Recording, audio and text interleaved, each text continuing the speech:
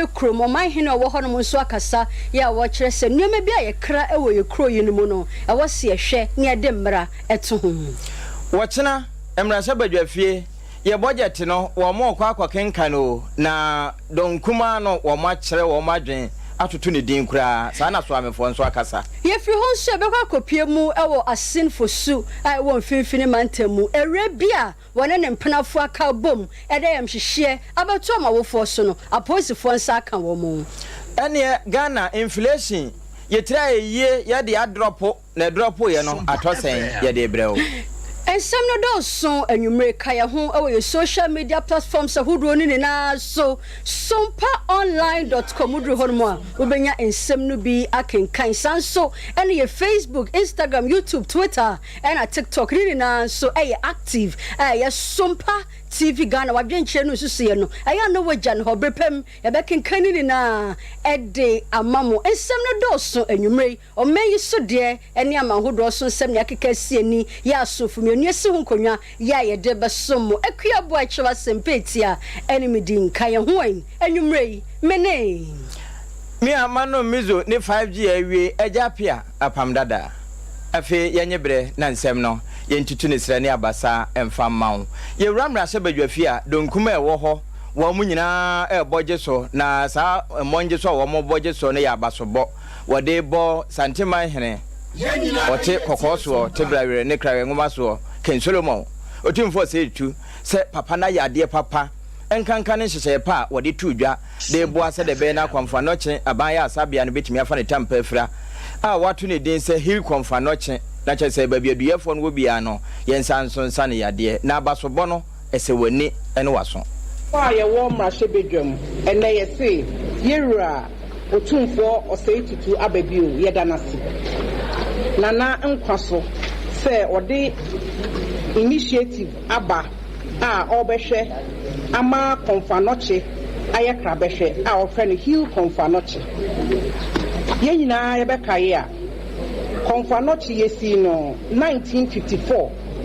na sa konfanoche a referral center for 12 out of the 16 regions ayewo HSN regions ya chemudunsia emudu mienu de eho na otararisa eho na nimu a ye de ba behwe na so ahwehwemu a kire se wokọ okonfanoche ene aban ayarisa bia ewo ha no a routine maintenance ayedendenden 15% pe ena omuye routine maintenance ekoba sa pe na kire se ye healthcare system no eho ato chimakakra say Ghana phone GDA power health system no if you say here Akufo-Addo onye ne say or pay healthcare system ahwe sabe kafra so oni ne mpanyimfo yare a omo de omo replace ka ombetumi atu replace akọhwe ayarehwe na nso so ye yaka ye te ha no a ye yare a ye de he ya na ebeja yarehwe ne chese ye ho akam enti ye de otumfo asese bobo ne ho modern se oba be yes initiative na odi aboa se ebe kaya Yewura Akufo-Addo o she otipopo source ebo se oba be ye maternity block 500 bed e di amano me no ka say project a ebu achibidi efi se contractor no we free site of wono anso na yetachiman etifimra sebedwani lawyer Elizabeth Ofosu Ejare mrase bedwam no wakado nkuma ho ewie no dwaboso mrase bedwani nso enne de to aso. The minority is however not surprised by the Otumfo's initiative, considering the fact that 5 years after President Akufo-Addo's promise Otumfo and Asantema to complete the construction of 500-bed 138 million euro Konfanoche maternity block project, contractors have abandoned site and the completion of the project is now uncertain. In light of these challenges, we call on government to reassess its priorities and recommit the completion of critical healthcare infrastructure projects such as the Konfanoche maternity block, military hospital at Afari, regional hospital in Sewua, the Kumawu District Hospital, the La General Hospital, Agenda 11 project, and other numerous abandoned hospitals littered across the country. The health and well-being of our citizens should be paramount, and we implore the government to uphold its responsibility in ensuring that our healthcare facilities meet the required standards. Due to the gross negligence and dereliction of duty by the Akufo-Addo government, the Otumfuo has decided to rise to the occasion by mobilizing resources to attend to a need that should have been catered for by our tax resources. We therefore want to congratulate Otumfuo and call on other chiefs to emulate his stellar example. We collectively strive towards the improvement of our health care system. We encourage citizens, businesses, and philanthropic organizations to join hands with His Royal Majesty, the Asante Hene, in supporting the Heal Komfanoche campaign. Wanona nimfoni daswa wetim ne tai abosi utino dwabo somra se badwane yeru akwabena minta akando nyame ya domo ochina ye hwe ne moses bibia ambesi akwan se bibia metwema omanyi ya foto sanfo bekwa kopiemu ya mra hye badwafie na akonhoma sika ya de bebo ye ho bra 2024 no wode atodwa amo bibia ehu de etuemu ti anam so emie bora ya mra hye badwafie honom ebisebisa ya mra hye badwafo ne se budget here dey betudwe omo expectations any day edeba de pote eno omo hwe ne mu se de be hye budget nim omo hwe ne mu se aban ebe ya kwan hodo de amaya na omo hwe ne mu se aduane bo so betete na omo sama omo de maye ye twibi go homa so. But we have told him that we think that the people of Ghana have been taxed so much. The tax burden already is very, very high. And so it will be inappropriate to come with new taxes. Rather, the minister should look at cost cutting in terms of expenditure. The issue is not just about revenue. I've heard a lot of people talk about revenue. Yes, it's good to raise revenue, but it's also important that you look at the expenditure side as well. And so we're still waiting for the budget tomorrow. We are poised, but personally, as a member of parliament, I think that it's improper, it's unacceptable to further come up with new taxes and increase the tax burden. In August, no more days. Cardo do ever took a corner at Parliament. I'm a Parliament at Jetu. And the Broco 1st October, and there's a money scar. Only took a call. As we speak, it's getting to a coffee in the Parliament. And this upgrade for Mokomoko in the United States of Muneska. And the LBC, no, I am to BBC, a Jumapano, we are foreign from Nigeria. Mwangasa companies na jisika omoto nti omojisika ni wia omoto kokonu ya the expense amode ba potwa abambe tonanka otu omuka. Where the catch is, because everybody in this country who is interested in agriculture, once you show where your land is and you are registered, all the coordinates are picked, automatically you are given to an aggregator, and he is going to ensure that your land preparation, your seed supply, your fertilizer supply, essential services that you need, the chemicals that you need to ward off pests and diseases, all these things will be supplied to you as input credits. That we are interested in the output. So at the end of the day, at the output level. Media na matitino se sa na economy dia na je ade pa se budget no eno bo e ba titiso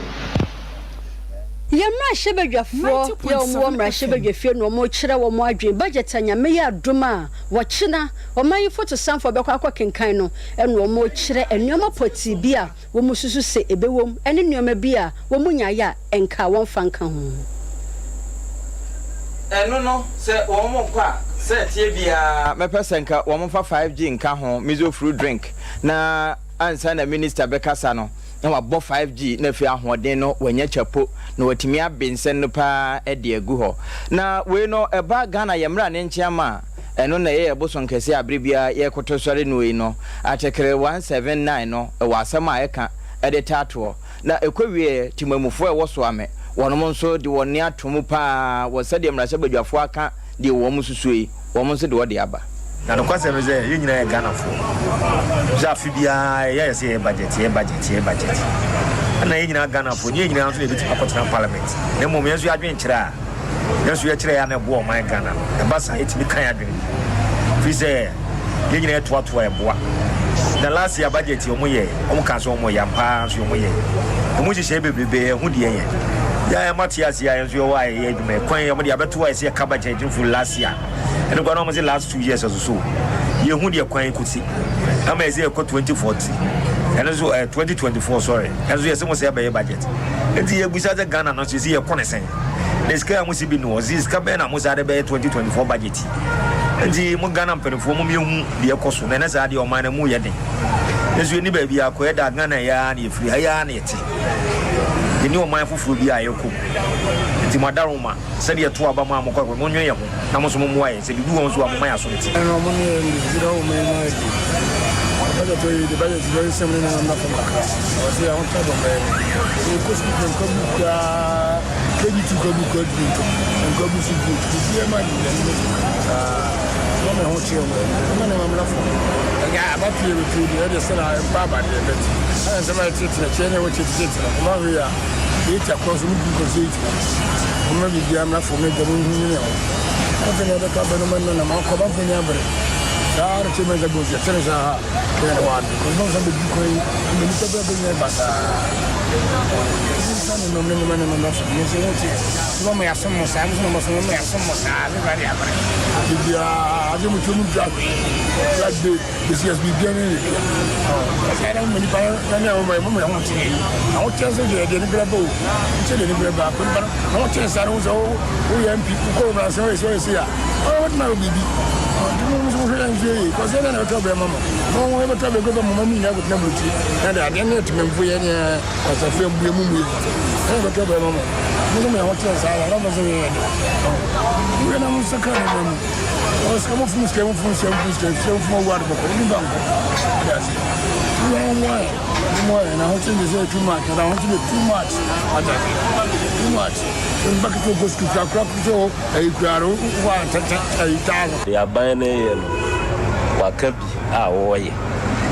a ugususu a oye waka na nyani nyina so no oye de ba me mani de ma hu se so ame interchange ye o mo kan ho aso mbuso mo ye kwa ana kakra me kan so so ne se o mo kan o mo nyama e fi se sika ne ba o mo ye ye nyina atelamu afo ye na ebuae even ya kwan ye o mo ye omutimi ye maya habaye fe pa amanfo nyuma bebre so ma send by ye pe o mani ye nti omunya ne sa amaye ye ka so ame a magazine pa na ya dodo na edinim na ate se bi no mo kire wo madwen se bi se de nneman no mo si awie no wo man tete ne ma so a be ma kura kasa hu se ne ho akodi chiri wo ne se san kura ne homba yento so ani anko man Ghana yesika sem ene ehusunsum inflation so oman kuntabufo panyi Professor Samuel Kobena enim edi atodwa se di oman Ghana ye inflation no esoate pa ama wo hwemu asese die asetena mu ahoto aye frɛ no ahoto di oman Ghana ye ho atoye no ojebre echeche nsem no mu edima yinsen. Inflation for the month of October 2023 stood at 35.2, which literally means that between October 2022 and October 2023, prices of goods and services went up by 35.2%. This rate of inflation, which signifies the third consecutive slowdown in the rate of inflation, is 2.9 percentage points lower than the rate that was recorded for September 2023, which had a rate of inflation of 38.1%. We disaggregate this rate of inflation from two perspectives: food and non-food inflation, and locally produced items and imported items. Between food and non-food inflation, food inflation was 44.8% for the month of October 2023, relative to 27.7% for non-food inflation for the same time, October 2023. The slowdown in food inflation is sharper as it decreased by 4.6 percentage points between September 2023 and October 2023, relative to the 1.6 percentage point drop for non-food inflation as it declined from 29.3% to 27.7% for the month of October 2023. From a locally produced item and in an imported item perspective, we recorded a 2.6 percentage point drop between inflation for imported items and inflation for locally produced items, with inflation for imported items 37.0% and inflation for locally produced items 34.4%. On a month-on-month basis, monthly rate of inflation for October 2023 stood at 0.6%, indicating that prices of goods and services between September 2023 and October 2023 went up by 0.6%. This indicates a 1.3 percentage percentage point drop between the rate that was recorded in September 2023, 1.96% relative to 0.6% for October 2023. Aban Kuntabu for Professor Samuel Kobina Enim, one on some of the Maya Nebusia and Yokotieno. Na yewura kwabena nim wakasa wie ya ena executive director Eda Peasant Farmers Association ano yewura Dr. Charles Nyaba ebeka se we de Ghana fo nim dada se eda se boa sabire ya yewe na edru se amanfo bi sha se na wotwa won board ye sabire ya wo mo edom se de be na won ba betu bayire no wo mu nim se tebia board no ebi abubu sensensen won mu twitwa enti se inflation adrop a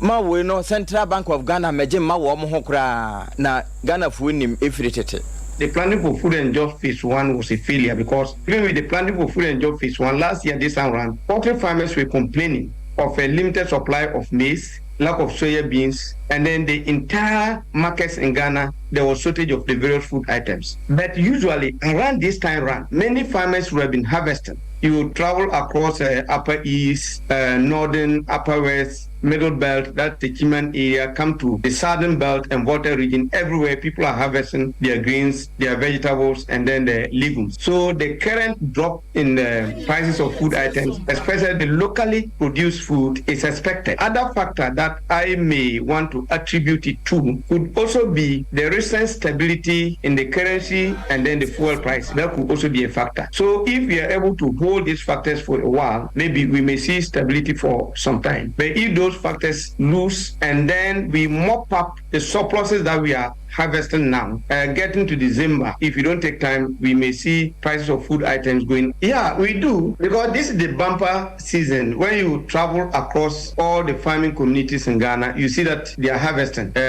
You go to northern part of the country, just like I said, people have harvested their granules, others have harvested their maize. Those who do local right, they are harvesting. They are actually looking for market and they are not getting. You come to the middle belt, the fair season harvesting is completed and they are looking for market. And the minor season harvesting has also started. The water region, unfortunately, because of the split, it has affected the harvest. But this is also the time that most of them are harvesting. So if prices are down now, it is expected because this is the bumper season. But the point I'm making is that if we are not able to maybe store what is currently in the market, that farmers are looking for market and they are not getting to the laying season or even in December, we might see some of the prices starting to shoot up again. So that is my observation and the experience that I can say over years what the price dynamics are when it comes to October, November, December to January. Yeah.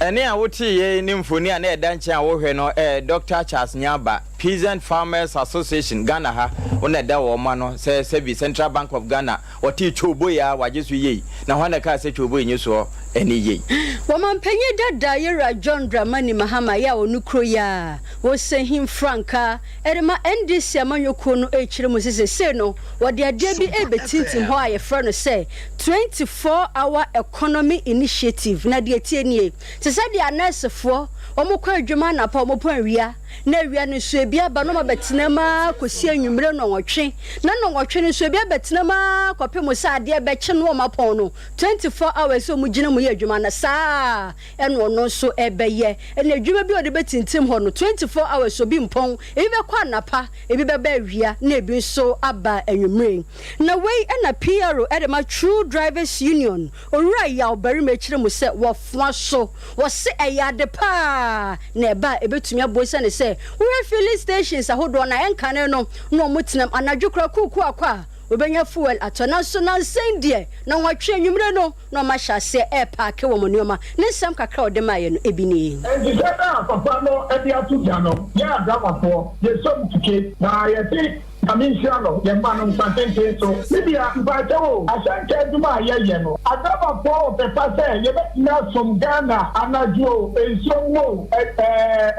Yamo, Yabason, this is okay, saying now, your wife are when you are doing so far, young so, they will find, but I don't know here. Nemo, Yentia, Adama for. Etu mrepi a yefi apoye nkopiem no apantempo bebre wo mamu anam se esonye ntino ebi mo eko te kwan so ko kayen me be o bi adam se be akwan no ata mo no na ya ye me mo kwam tapo no me ke o mo be sika ni atio eko te pa so no that ya na yo mo ko mo te say because that is do ebe slow down na omonso enya fine attack him ye go man mu hai ye nim ta former president abi akwai pepe ma kontaja omo tu bi di press to go say ni ye hui abai to say ye abai say ten charge ni mu na ho ethiopia ba de ka tenu ho me mo omo kwan so ye no so no ethiopia fa eya ni na bi ntu ho ba ta wan se sa sem no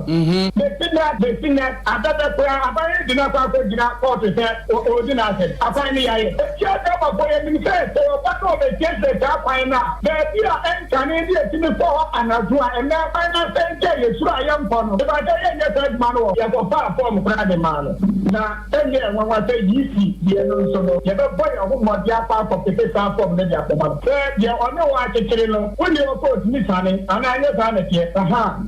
Did you tell you to stand a morning and say, you have not been said you if you have a family, you know, what I have my best support from the young woman sent me. Me and to political party ata so papa na no bi nanye adaba fo e dey a bit of my money bi tell you banking kitin ya na boy ya to ta engine e kwa na ye to spare part e kwa ye to we campaign card ma ya to di ma ko finance e dey tell you the loans no e ba to ma so na do ba ngu ni mira e ba to tell me so me for the ta bank for di ko fi ko to ta India e ba to bi for me si for ku semra o so oni da wa ye ni ba ya be ma hun to ni be ti to be ko la tra bi ama me na me ta na test word so Ray Alberima PRO at my True Drivers Union which was initiative with the air come up to a best roman phone and I say what musumu be come on to say the odo ya de akọ 21st clinic na wo mo nya adaje e de afidi aye nhwehwemu na afidi ne hunu se efiri osisi achi ho otomma no so ebefa waham ebesi unankokum esi wonantu besi unanti eba wonamu ho no ntini na esa ho se twetwon pe siatica entem na yamo anu aduro na yamo aduro yi ene kini amanyoku num wo mabobo anu an egina mede okọ ahafo no southwest ho na emaku ewo kini amanyoku no women's wing no wo no mo hyehye dwumadie bi na wachi awieye na wonua ese woni ense oka kire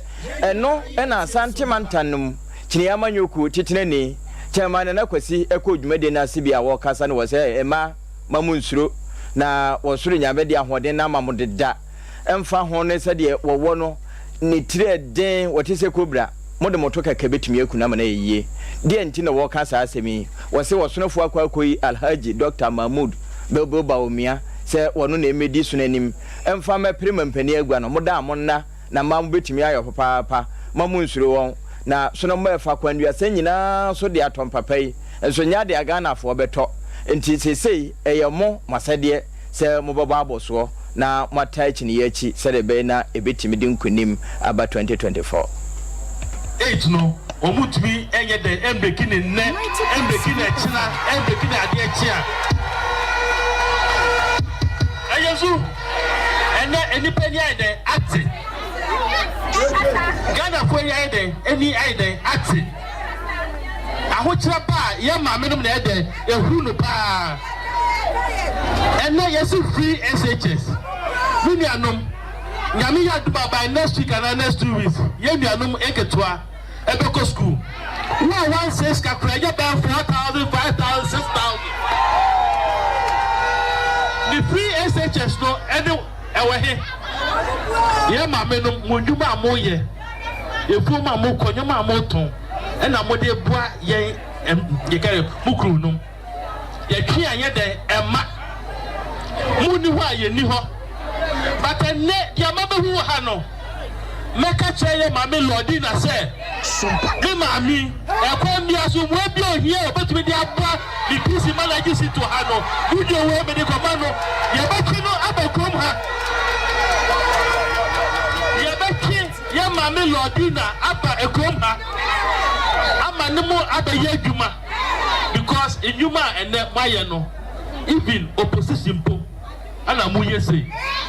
sikanim mode makoma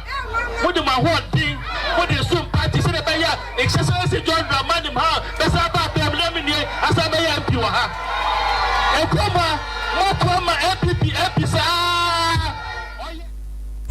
Na we ya afano Southwest hwa emma ku a women wing wo mo pa ho ntema ne wo mo dwumadie won hyehye se de be na obetimi age 2024 aba no ho nkomo na ewie no chairman honorable Eric Dapa wona yetitire ni edimachiniye wo mpotem ho waka kire mba ne se wo mo nsore mo aboso nwurawura fie bia mu enyiyi mema na wadan nyina mu mpie ne wo mo nkasa nkire won se chiniye ekuta nepa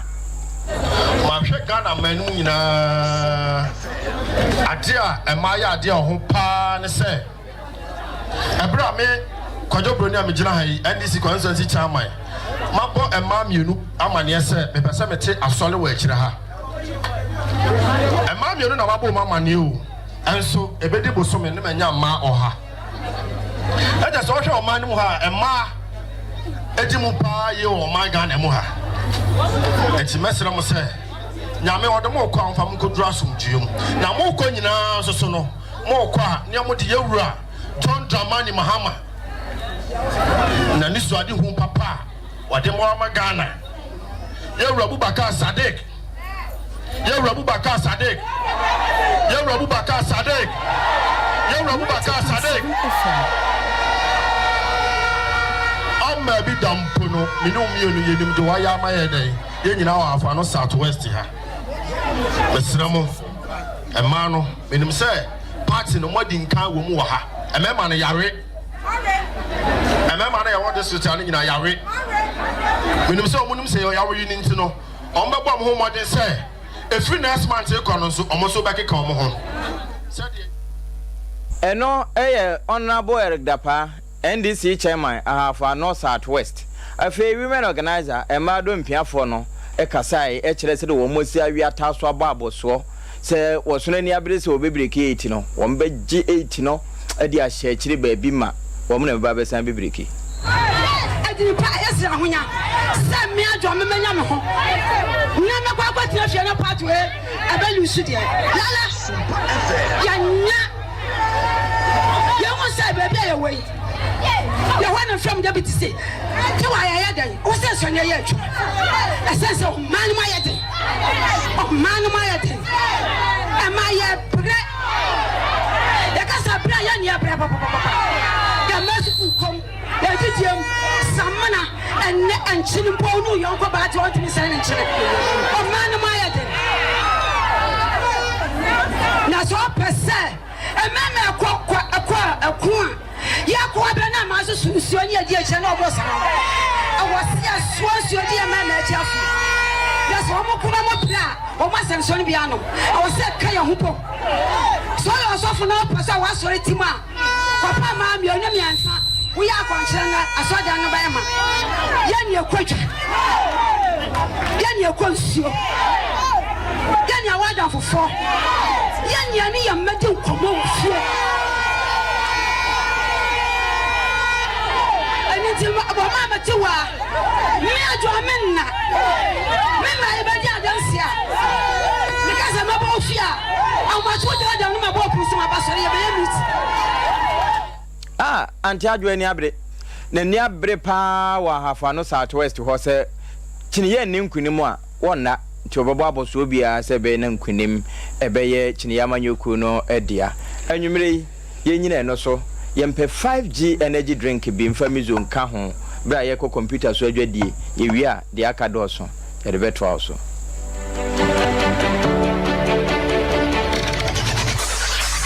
Introducing Mixer 5G Sparkling Drink, a whole new refreshment in a can. Mixer 5G is a tasty non-alcoholic drink. It is a perfect companion for all your events, including parties, weddings, and funerals. It is made with green tea, ginseng, guarana, grapes, and grapefruit. Get refreshed with Mixer 5G Sparkling Drink. For bulk purchases, contact 0246 270 221. This advert is FDA approved. 21st clinic yes sciatica expert sciatica no o nerves na wo to ase na fa wo siremu na fa wo nansia besi ase ho no se ho techema eno ene fa ne sciatica na etimi bubu o to ase ka wo se dwe wo sirem wo je ho ba bia enye na no na 21st clinic ba ye adwuma pa wo mu ye ntia baso bo ma je no Ghana ha ene amono ne enya asem ketewa wo mu ji international awards ahodo wo mu ji local awards ahodo na anu nso na wo mu be the only sciatica research and treatment center in Africa bibrim ha no ebi ni ba bia ji se 21st clinic nkwa wo mu de bibiduro ene besa o yare no masa de machine aka ho eya yare sabia yare bia wutimi de ko ne mama de pa ko a wo ma ji di wo mu pa no eye sciatica ena stroke nso de kwa diabetes ne hypertension ne ade ne ade Ghana ha ba bia wo mu ho 0540 311 311 0540 311 311 na 21st clinic wo mu ye sciatica expert.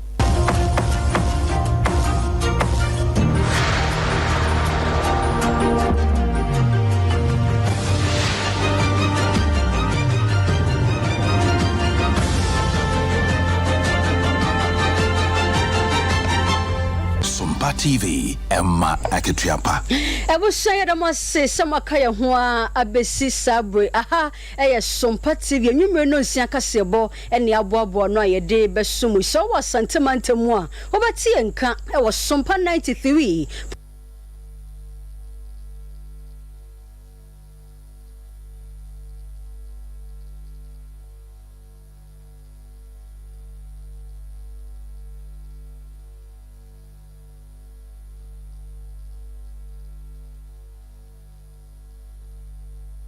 Sompa FM. Sompa TV. Emma Akitiapa. Sompa 93.1.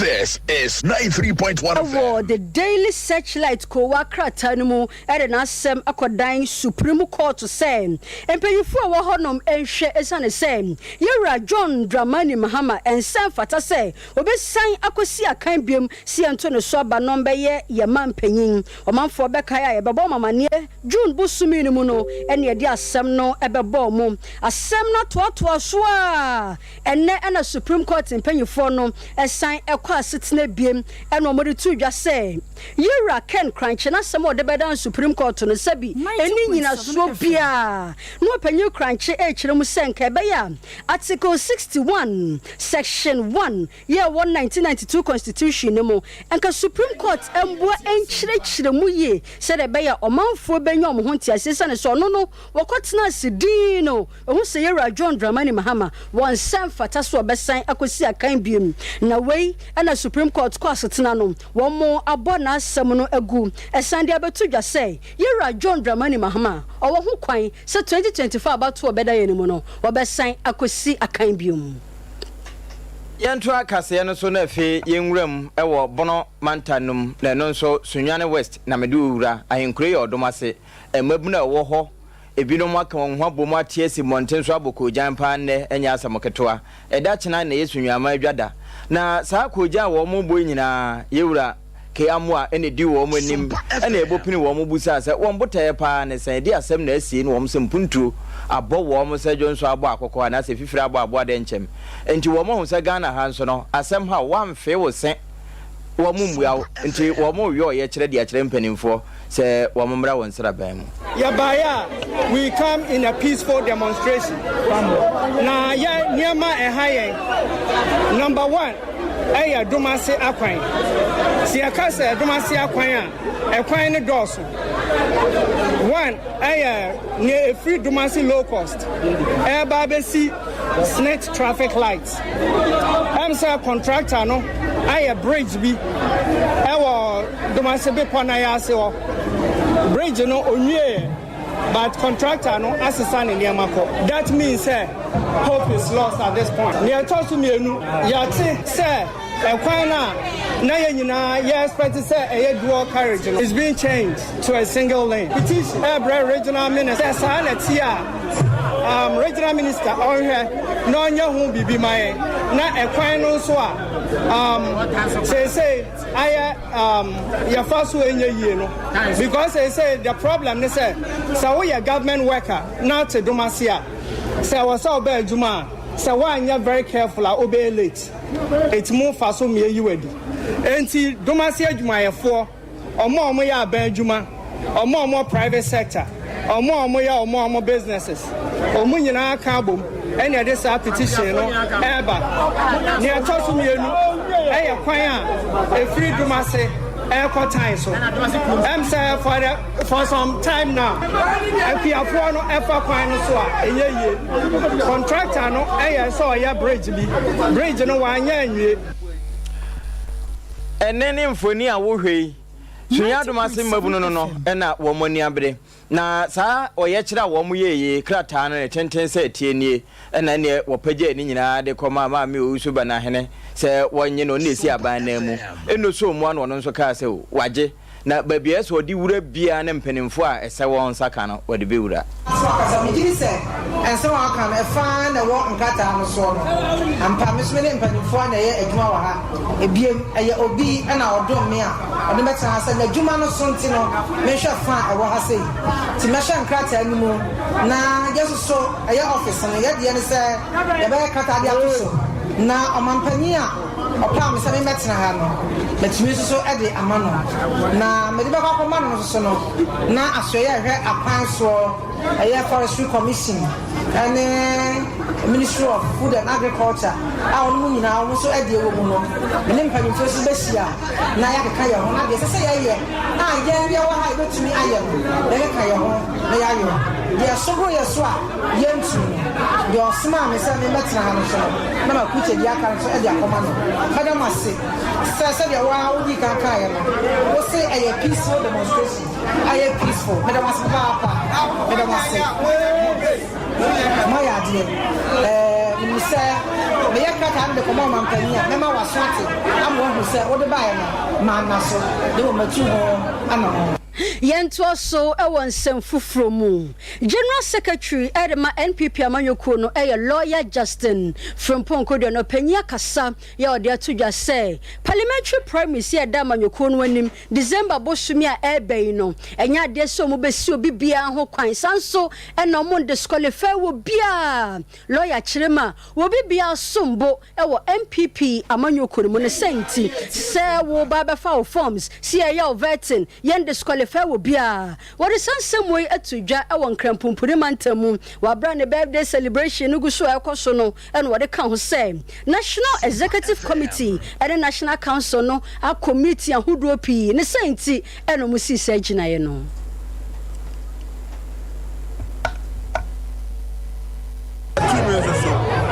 for the 2 minimum about 22 say me ma bani e ma bani na say crash for bani o mo ma go school for bani obi atu abalo e ti bi ni pa na amount for say won no e no mo pe no o mo de obi abeba say be nya Ghana bra na le bisia say bia wo ti me nyina o ya party na le bisia so ti me nyina obi obeba bia e so ko bia be ma na there's not going to be any disqualification in this process.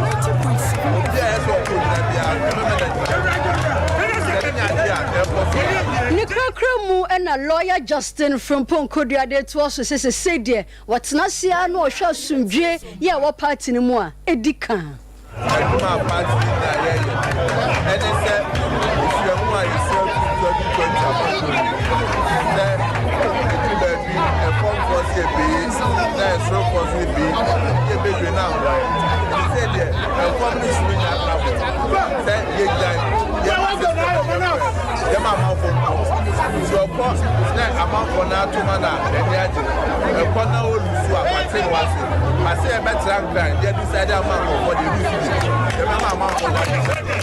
Nipo kasa ye a lawyer Justin from Ponkodia Trop for pegging at my NPP amanyoko no.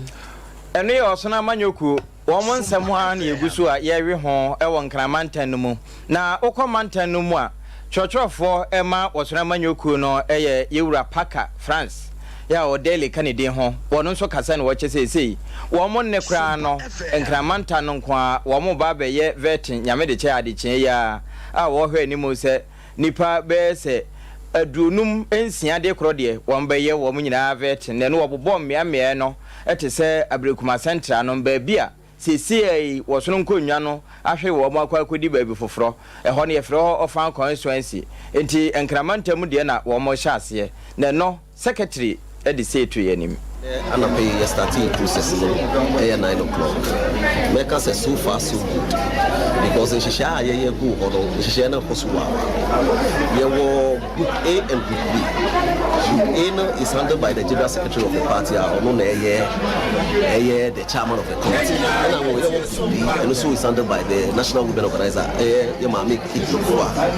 or no, so national as chairman. But may I call as a secretary of the committee? Office, taking minutes and stuff, and I crisscross to ensure, say, what is expected is done. Like I say, so far, so good. Many of them are your questions are you put it together. First, we look at your membership status. Your self-introduction.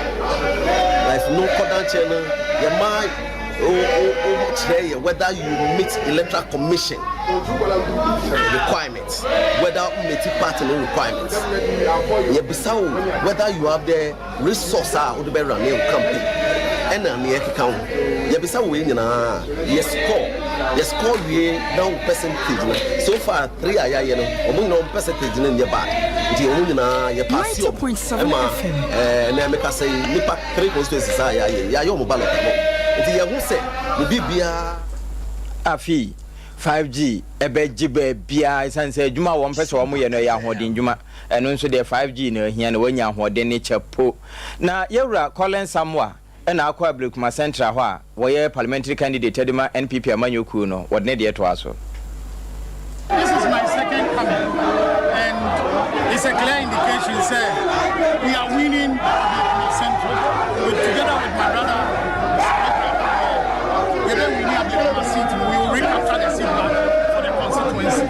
And it's a clear indication. Say, number 2 is a very strong number, which we all know in the biblical meaning. So, choosing number 2 is a clear indication. Say, Sompa. Ewie no, yewura Colin Samuel ewie ya na eja Jefferson Saki. Ono nso de ne de ebeto mu bie. Jefferson and delegate on our control. December 2nd, no, I think say you're making history. And yet to say it's going to be an overwhelming, win for the new energy agenda. In which Jefferson Saki is the leader of it. I'm extremely happy because the campaign in 24 in a general which one more time it's one advising the former member of parliament, the longest serving member of parliament in Abrekuma Central constituency, Honorable Okorinoti. I am the campaign manager, the immediate past chairman of our party, Frank President, and I am the campaign chairman. It's a share all these men and women who want to campaign the chair of the addressing. So to me, I think the name and it's December 2nd, Abrekuma Central constituency, the Patriotic Party is going to have Jefferson Saki as the parliamentary candidate.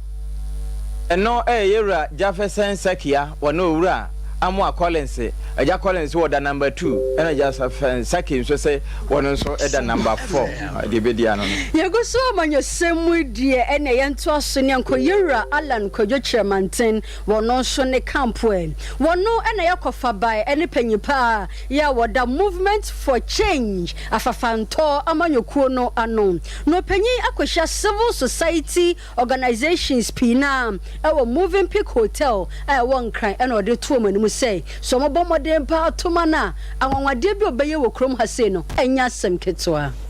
Constitutional reforms, particularly in respect of the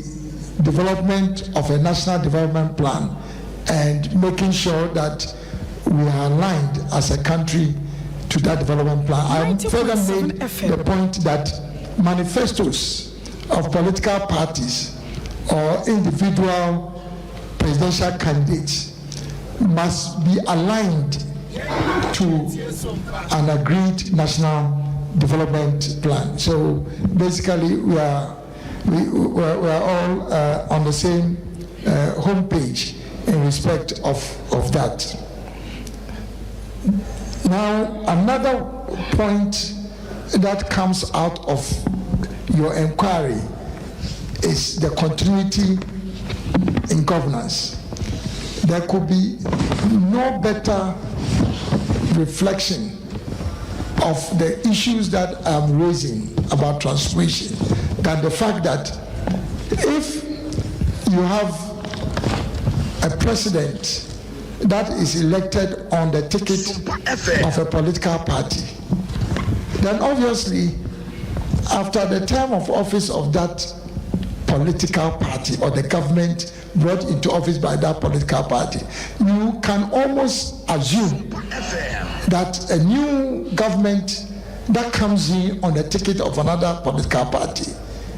would have the tendency of discontinuing some of the projects, if not all of the projects of the previous administration. But when you have an independent candidate who is elected into office as president, then the issue of continuity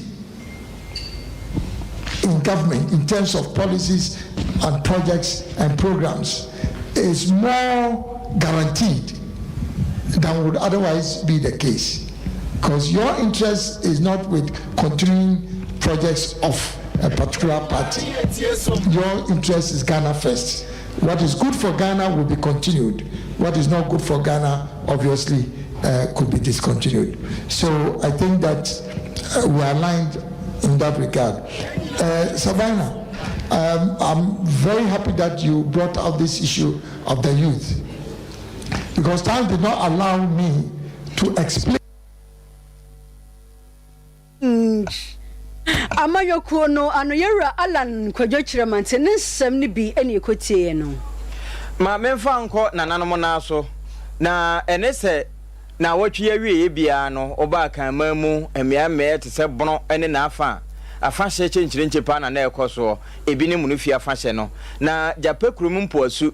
wo hempopro wo ho nso hye fa ne bi na sa afa hye ne de dom ko ho pa emu nkasae ena na de betudwa se asem bi wo ho wote kura na wafere pa se obi ti Burkina apa vota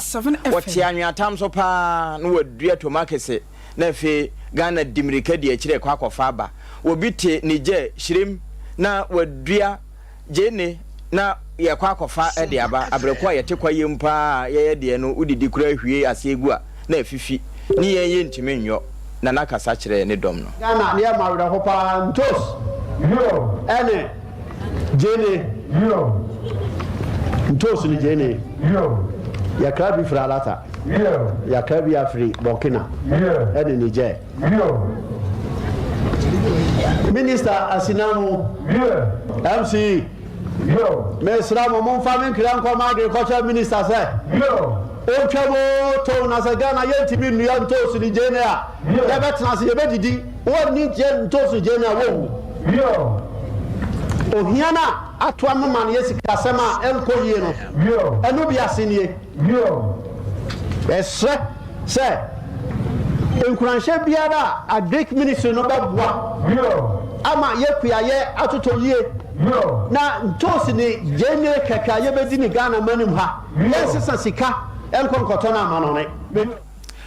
okatache amu atro wono ana ye jape krompo asuma hene nene no ewie ye no aban panimfo ekoye bie lawyer afretua ye boa wode aban ni suade hunu ede matimamufo ensoto so Mpuasu Jape Chrome traditional area adia mode asimani so mbeye no my crowd say mo beye entime so metan mo chipa na me sha ase aban aduma me ye mhwe be mienu ni mesada na mase say mrebia mode afutu e mame mo bompa ye so etai machi na dia me so meka ne say aduma me ye ya me gina Ghana fo anaimu a me tu o mampanyi e ne Ghana ban fo no me nguma ni mase dia o se me ya e de ni bonyam e be bra jama no nana me hye mo ho be koso ayesa de no nema me edu pe na pese boso tetia de di kan en se na ye ka se be kan ho abom peace ade ba kwa ya na ye me ya pa ne se me to me office na saa curfew instrument no eba na misan a na me akam say me ami die me aso bisa signature yi the best re saa de na ho no bi say enche ebetumi ayi afiri ho se be ya lawyer afre twan ye bo awie ya na mra se badwani wo ho yewura okofo date enso de ne AP so eche se nananom mmoa na asundwe mapamra se de beye na wo modada akọ ne yabadie no wo betumi asa akoso biu Yamansini nana jumadi ni bebre ni ewodi ama mansini otu pon eyesre nanano ewo jama ha titro eye asundwe sebaya asundwe mapa ebeba jama mansini nanano mo ani hye a yewo mansini yeda yebeda Sayaya Juma ebe koso yamra ya nsihye entena manim na brebia te yewo krema yebe wu se yewo fie surobia nim se koba se yewo mansinim na se brebia yete se nananum sabi beka sa sadam fra ana wantu wa bantama sabi na yakura yete mansini no ahuto nim emamputuo ma emfankoso emma de yesre kasepa sana na beboae yemma mabunu nkwala awofo bewo manim Yanko wie kasiabo no ewo mfimfini mantamu yanko asimfusu mame bia wo susu so no akasa ne yembaba wone ne mpenafo akabom afrodo no wato nsa afro Sompa centrofo say yemetie na asem ne bi ne nto nsa afro posifo no momeche ne ba no na de tie nie Edu adema ye eye comfort edu wasesa ne frɛ ne ba no no anya mfirihia no edu enkono 19 years so su adwuma e wasimfo su hɔ no mo a no so hɔ a na erebi omo ne temantamu e frɛ ne sɛ ne ba no afrɛ no sɛ kidnappers bi ache no aloke no wodan bi a yensinye yemu e wo adanse pra so enu nti kidnappers sɛ wonfa 2000 Ghana cedis embransa na wonom agya no nempo omo de sekan na atu ne minimu na de nipa bonfo e kyerɛ ne sɛ wo mo de ka baba besi asimfo so honom aya wo metena ka ne mu bi aye comfort edu ne maame no wo betena ka ne mu a wo mo de ne bekɔ ba bia ne ba no ewo ahopepre 15 minutes later eno mu pay sika 2000 Ghana cedis e de to account na wo no agasa ne ba no e de manu ni mu eno kwetena taxi ni mu na dese o mu kopie mu ewo ba bia ne ba no ewo no ya asindwa so Mami chirema asem no eye na kakra ese ne se brebi atwam no na ne ba na kire se wono ne ex boyfriend na no ne wo ho no no wo che no nti aposifo emra no mo hwehwe asem no mu na keep to them say one face kana amana one face kana amana onja no yende omma nti ye gira meba missing ga ye fa asem be procession bona messing bom kala bisu na boy o de aye mission o de ekwa akwala no nu decide yen send this kana man ye nya ne normal din ya de send this kasa ni din aba why you offend ukwa Ghana card na dia ubi bia picture na dia bia iden e we chi kra back kra betumi iden ya che gben na ne de send this game man ni ya frɛ gben si sa de ya send this kan dia okwa na akɔ kwa won wa akɔ man kan wa iden wa ba nti wa na me ba ne frɛ ne yanko ne sɛ odne be gina anu ha mu nti yemla ne me iden yemma fa ne fata izi ko fa ye ba ya me be ka chem sɛ ta ma ono fo ka na wo kɔ we hu ade ohu ya so odne ko du folesi na me se ma abla wo ya kɔla abɔ story na wo de ma abla me ma ya comfort ne maame so ya kwala bone papa ne papa nso de kakra eto so bosia ne ko boy enema emhihie odi sa kasa ne ba ya o my boy no mama afi yese ni scan de ma boy no o se ne anse ne amana the way a boy no so wa keep na ko she baby yesu ye ni mu ho ono so ye frɛ mabra na je se boy na gi oba ni phone kura poma ekuta no enje ya no de aka broken brofo kakra na wate ne aba fante akwa nu be hu boy nu be hu sadia se ni scan ye de and farmer no press yes any scan the man or share 50 minutes or the oko on why juma or maybe a network want to no oko site na waku bi abofra na wa eden iti ohono mu na meka che wa fi se saade a wo di scan ye farmer no na omo na abofra ne mra na abofra ne ba kwan ya oni ye fa so ayesen enti se saade aposifo abatibia ne mu ya omohwe se obi bia woni masem ne ho bi no ye beto nsa afra no na ya toto na no ene na okunu kote bia mu adem a na wagine na chi we no ahokyere ka ho pa na moment na tanase ma ahokyere nti nkoye bone abra betimi akwaje 5G energy drink aji mizo drink aka ho ode ice aguso na ode agina traffic ase say ye to ni ye to ani enti wo kuma ase ba bia 21st clinic nkura bata bia na wawura ho eno enkran saa na okosunwane brekum ne afa ba bia 0246 270221 saa homai ya na wapusu hia na dodo mu a wonsa ebeka bi sesei sompa no ba bia nam bia obetumi atia ma yeye audio digital broadcast nti eno na radio station ni TV station e won mai mu a wo mu din hihye ne mmara so makoma akudu nwotwe pe na wo mu yi sompa ka ho nti unam ba bia obetumi atie atimi ahwe bi odi aba oka mu ye ka ne saa no koko emane ni unya kura abra 3 eco capsules e wo ho nonnom bi wura ba bia to nuro na pewde okọ na ebi ni ho a 0546 107 na odi ama so wura so wonye na wonton na mom siateka ne de yemfa nante na 21st na aye nhwehwemu ama adokotafo afoforo wo mu bodin se wo wano aduro nanso se sabio de wawe dawuro no okaso obewe aba yenyina chinye ene nti na yede ahoma na ma ho 0540311311 ehwe overseas eno eyekumasem krabata enkran dome saa na wotachima ya GN Bank dandadanum afi Victory Bank ne hwe ne mu nkransa Children's Park nchen ho ehon nso onse kan yen so peso kwa buruchiri ukosua de ana wo konsra hwe okwa akoye adwuma ma Express Group from fa wonko wonne nkrata na okrata no ye oba school fees ne bele receiptia kan hoko ne yenye bibia mfama wo ene be mu ho se san yadwere ho pa I Care Herbal Clinic hwe wo ma kira kwan na ejesu zongo junction ho a yade bia ha no ye ma waduro ye betu ase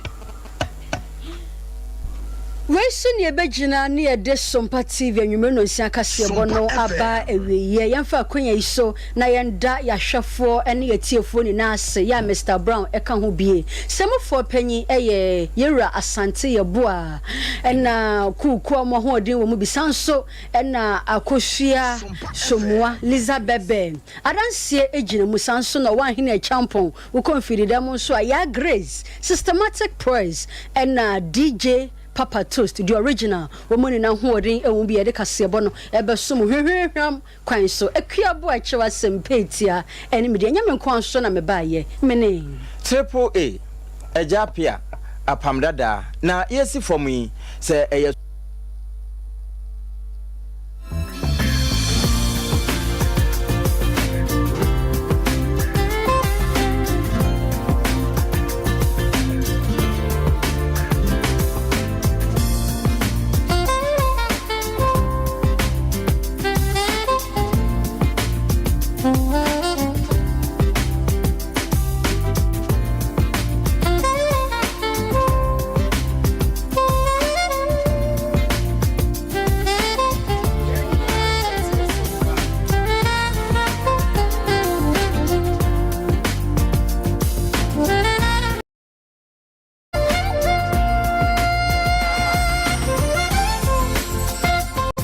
Abzan for ya da mo se samoni yatsna yemfa mon kai boka kra mo dia babedan so so nto so ansa na kofuri na pamfa babesum atwa so 3A Herbal Center at the 3 cool capsules abedwa so for koko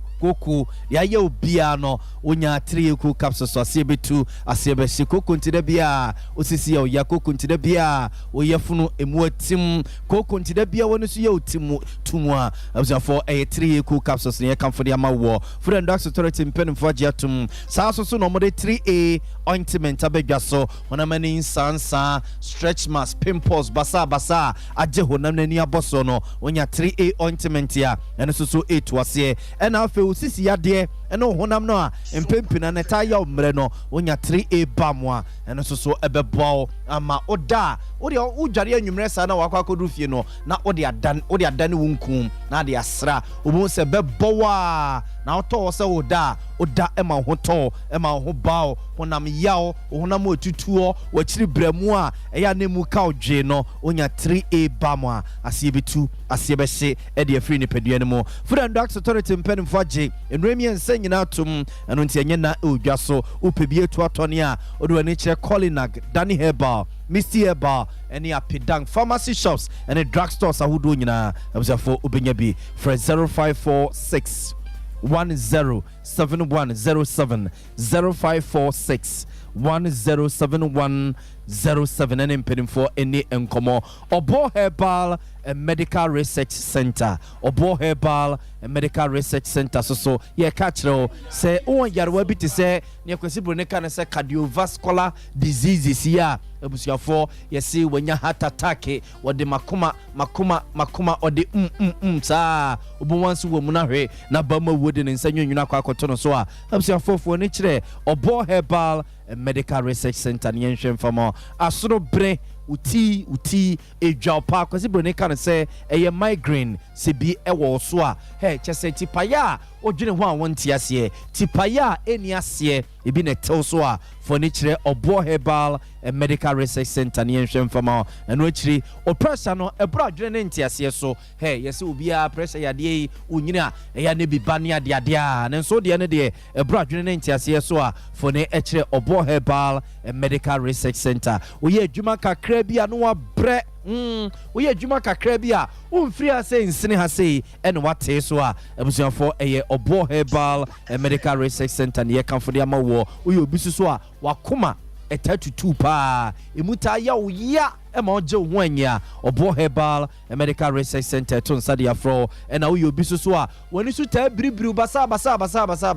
unu ne wuye bia o sori o transe kra na o sori ase o sori ntam so a na woni su briu o gina ho kakra na yese utu atena na woni su briu enu su bidie basa no abusanfo wono numu nura wachini a waye de wasa wuye bia na doctor fo huna no a Obo Herbal and Medical Research Center etonsa fro say yade no ya ye bia wakoma yi ene wokon emuta che say yo ya odwene ho a wonti ase a ebusanfo Obo Herbal and Medical Research Center sebra na yenhwe into ase mfamo ebia ye ka wo yade mentimi ammoso odo ne kire Obo Herbal and Medical Research Center ye wo eye adoato adumanu last stop honomu a sof maame dokno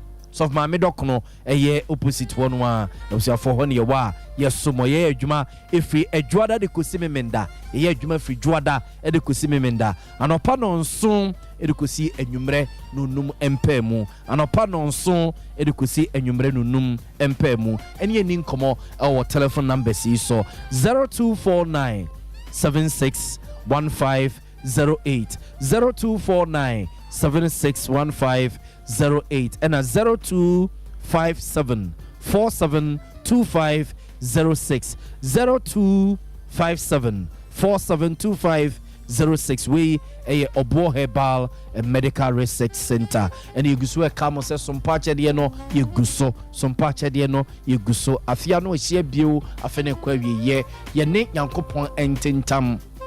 ewa forebum anu ntina Sompa FM Sompa TV ye tonsa ede afrewo se beka ye hwan se ye mo se ye anwa se ye sichire se ye ntuma bibi bia ye de makunani bibi bia ye de ma janka no a e de sede e be se nanim be se na funum ma no abuziafo fa beka ye hwan na yemfa enum wonum na ye ne nyankopon ententam aforebum se afi 2024 no a ye kwako wremu no ye de sa aforeboi eji nshira ye de sa aforeboi eji yakwantu ye de sa aforeboi eji adwuma papa ye de sa aforeboi eji yekunu e de agi ye yire e de agi ye ne papa bia ewo eye 2024 num eti so mpache de he esempoa nkapre ne ekuta obia entwense me de minya kesiansa ebia wo de ketwa no ene ye hwese beba beboso na abano na yede adom eyetifo ene yahwefo a eja wo enibie ebia meka nsusu no na wo no ontimi nante ensimu pam emfa ma opese wo ye ni sika mobile money number ne nie eye 0598 55 9802 0598 55 9802 edi ebeba Tarawan Media as for Ghana for binum Ghana card ayira ababedi ha sei Clement Kwatin Nyam abuzia o Ghana card ayira ababedi fie ha sei unim no a no yi na sutiri no ababeje ena Charlotte Yeboa so Ghana card ayira ababe piefia ha ene Ghana card yi echen kukin enua ene yede bibia enti ni hu a na wo hu dwao na wo be bitutu wakotua sika kora se wo kwakoye foforo no afimu na emai enti abusia se lipa ye bobo mudin Charlotte Yeboa ene Clement Kwatin Nyam so ni mu mu a na obo ma beti so mo Ghana card no ayira ye no ababe pie so mpafia sei enti omra so ame nom hotel nhwe ni mu hono mu a na omo emeji wonom ade abisa fo mo nkai bo kakra mo de babedan ye no aha ne edemo esie na ya sori ama kofuri ene na pamfa sum ede dwumedi aka atoa mos